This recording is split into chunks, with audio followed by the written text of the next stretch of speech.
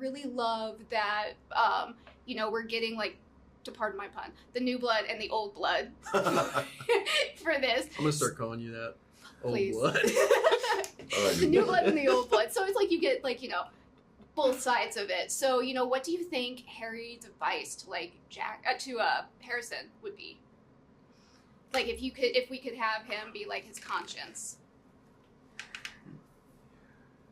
It would have to be the same thing that I give to Dexter, noting that, Harrison's got the same impulses.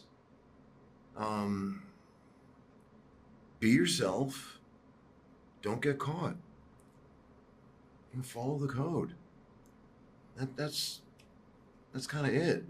That doesn't waver. Yeah, that is true. And how do you think Harrison feels about the code? Like, it seems like there's been quite a change from, New Blood to, like, where we're at now. So it seems like there's been some, like, he's been thinking about it. Or what do you think, like, his thoughts are on that?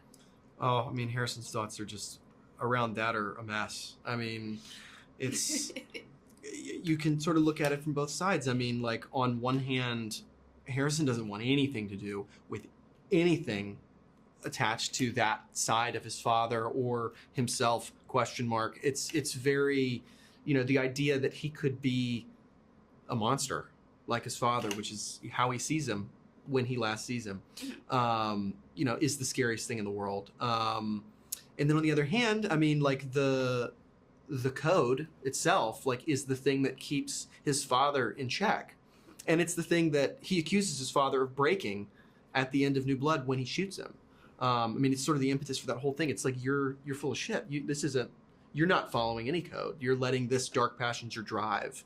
And so on the other hand, maybe it is or could be the thing that keeps that darkness in check, because the code isn't the darkness. I mean, it's the opposite, but it goes hand in hand. It's the guiding light. And I got to say that Harrison, killed that guy that was getting ready to date rape that lady and hadn't even seen Dexter yet. He let him have it. Yeah. A little vengeance, At least it's for a good cause. Yeah.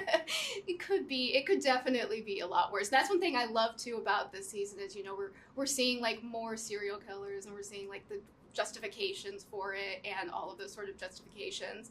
And then we also get to see, like, Dexter going back to, like, who he was and kind of, like, being able to revisit and go back to that. So, and then for, like, both of you, like, how is it going back to this world? Like, revisiting it? It's rejuvenating. It's an honor. It's a privilege. I'm an actor that gets to play one of the greatest parts I've ever had, and I get to do it again, 20 years later, and it makes me feel like a young man again. And how's it been joining this universe? I mean, the coolest experience I've ever had. I mean, it really, like, New Blood, I learned so much as an actor and as a person watching Michael work and getting to kind of, like, learn what it's like to carry narrative weight on a not just a TV show, but, like, a dynasty of a TV show. I mean, it's such a great place to learn. And so to come back to this iteration, I'm just nothing but excited, because I think this season represents, like, a really, really satisfying return to form for Dexter, for the character and for the show, the way that it feels. And at the same time, very different, because we've got the most vibrant setting and vibrant cast. It's like OG Dexter in, like, the biggest serial killer playground in the world. And so getting to be a part of that is just, it's electric. Yeah, and, like, having New York is such a good setting for this. I love that we're getting to have all of this here because, like you said, it's the biggest serial killer playground. So I'm really excited for everyone to see the show. I'm excited to see what comes next. It is fantastic. Really happy. Congrats, both of you, on the show. And I hope you guys have